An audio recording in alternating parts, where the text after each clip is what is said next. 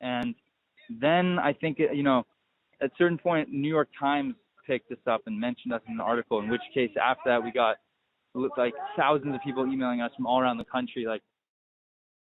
4 weeks ago, a group of college students came together to help prevent food waste and fight hunger during the coronavirus pandemic.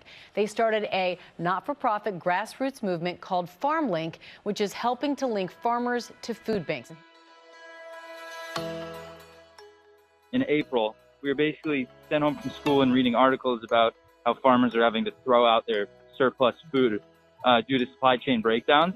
So like contracts being slashed and things like that at the beginning of the pandemic.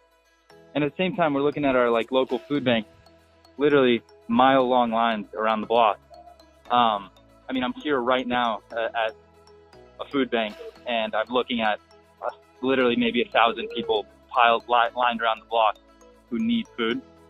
And so these just seem like two issues that could help solve each other. There shouldn't be millions of pounds of food being thrown out while so many people are going hungry and are in need.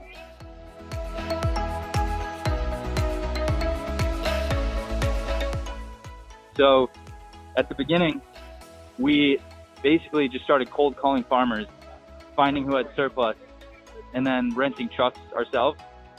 And we would drive to the farm and load the back up with whatever. Our first delivery was 11,000 eggs. And then we would drive it to a food bank and unload it ourselves. Every year we waste 100 billion pounds of food in the United States, and at the same time, we have around 54 million Americans who are food insecure, which means they don't know where the next meal is going to come from. And those numbers are really hard to comprehend. It's fresh food. It's not like melon rinds and rotten meat that's being thrown into the dump.